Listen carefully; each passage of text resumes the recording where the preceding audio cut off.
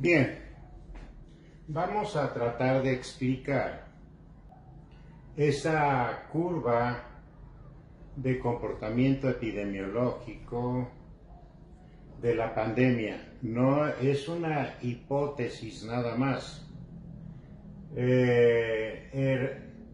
Basándome en el comportamiento de otros virus, como el H1N1, lo había mencionado, y en general basándome en el comportamiento de las pandemias que ha habido, y que ahorita pues estamos entre este SARS-2 o SARS-CoV-2. Bueno, miren, esta es la gráfica de acuerdo a la Organización Mundial de la Salud. Es el comportamiento que sigue. Los lapsos entre cada fase van a variar, pero en términos generales, las fases de la curva de una pandemia son las siguientes. Tenemos la fase 0. En la fase 0 es aquel lapso en el cual aparecen los primeros casos de un virus nuevo, no conocido. En esa ocasión todos sabemos que al parecer fue en un mercado de Wuhan, en China, en donde acostumbran pues como parte de su dieta ciertos animales salvajes.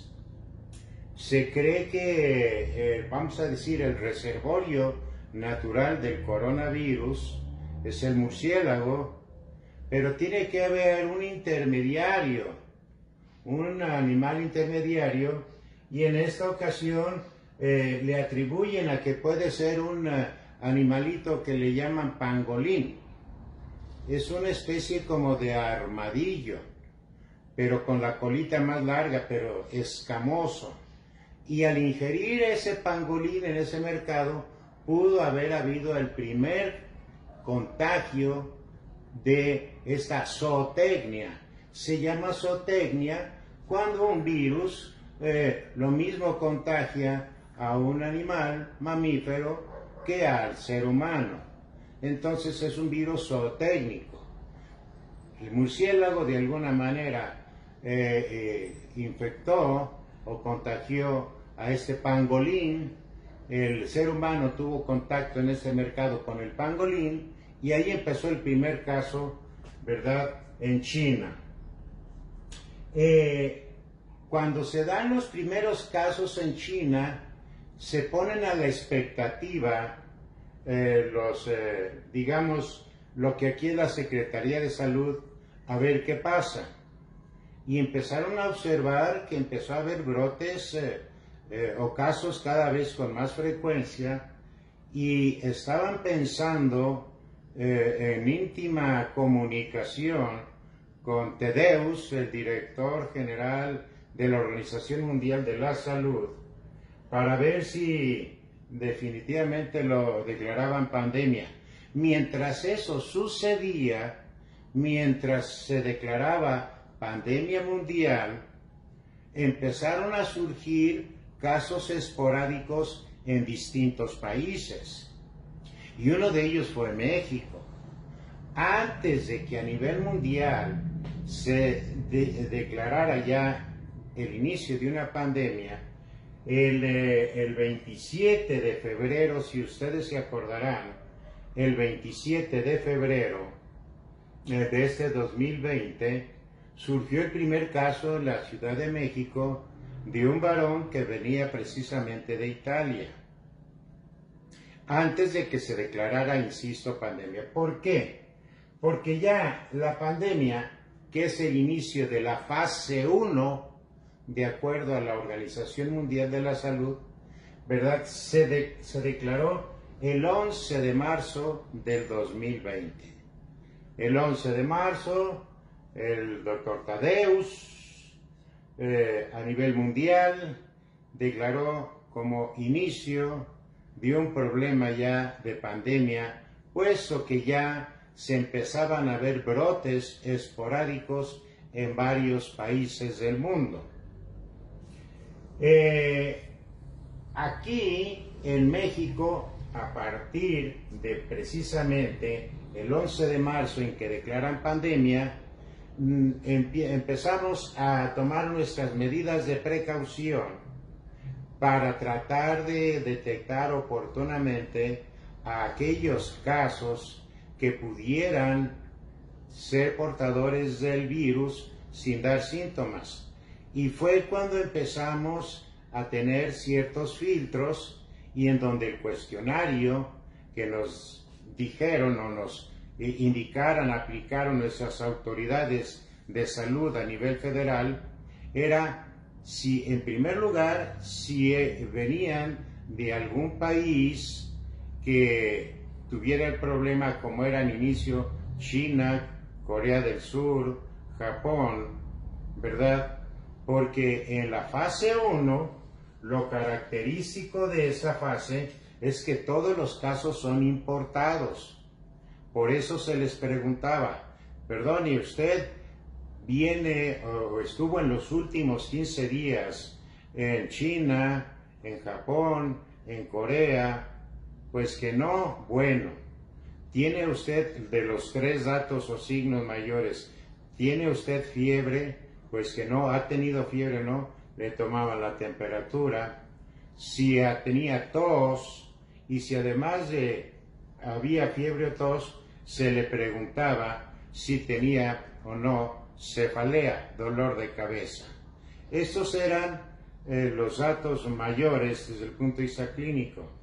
Aunado a eso, si había dos datos mayores, aunado a alguno de los datos menores, como era la pérdida del apetito, la mialgia, o sea, dolor muscular, artralgia, dolor en las articulaciones, diarrea, conjuntivitis, en términos generales, si había alguno de estos datos más cualquiera de los 3 primeros, la fiebre, la cefalea y la tos, entonces 2 de ellos más dolor de garganta, mialgias y artralgias, pérdida del apetito, diarrea, malestar general, y si venía de uno de esos países, entonces era un potencial o muy probable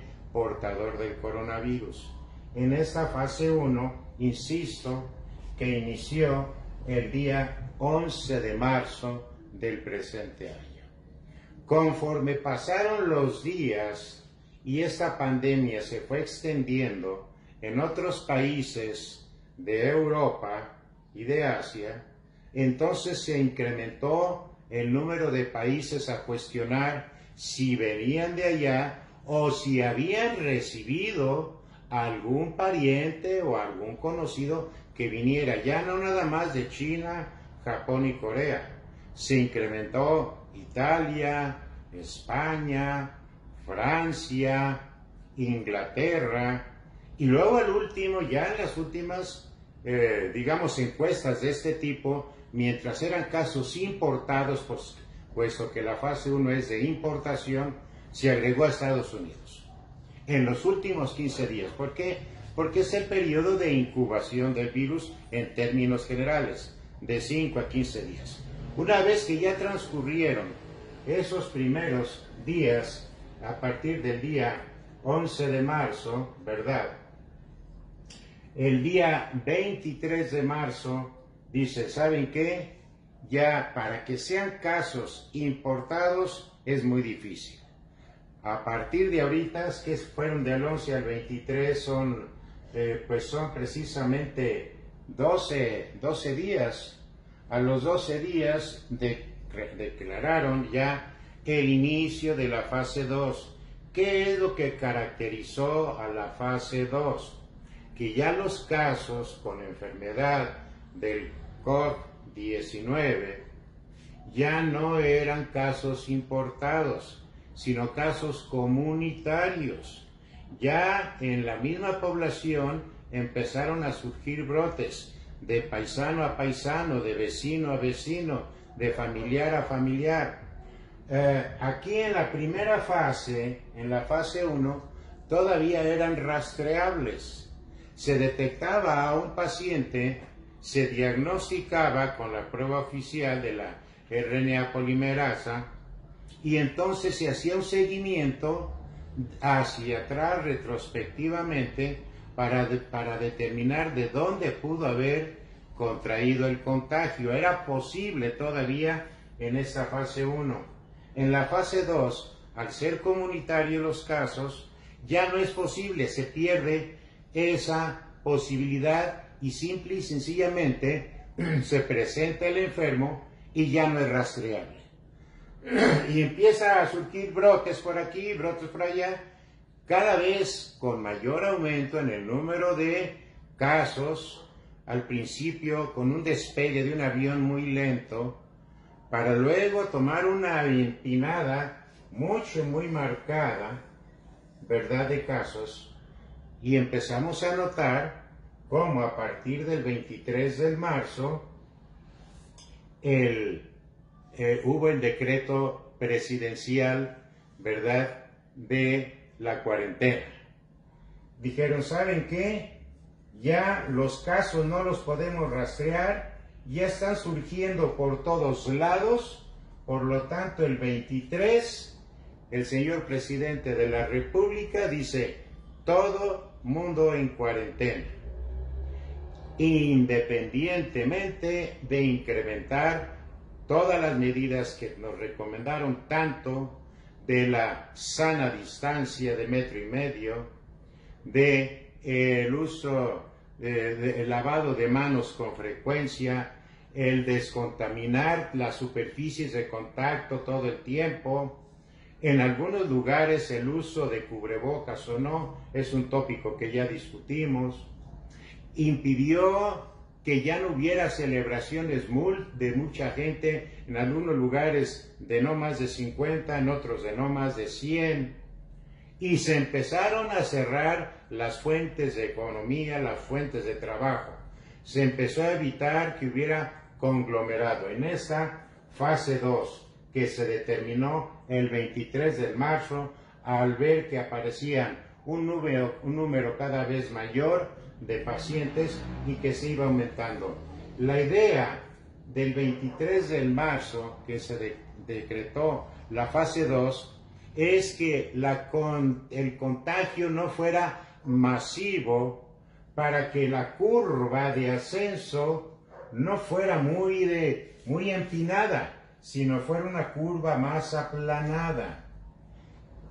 Por eso, si todos cumplíamos con las disposiciones, quédate en tu casa, lávate las manos, sanitiza tu medio entorno, en fin, todas esas medidas, iba a haber menos contagios, o por lo menos menos severamente o a menor severidad, y se esta curva iba a ser más plana y nos iba a dar tiempo u oportunidad de manejar a los miles de pacientes que sabíamos que se iban a manejar.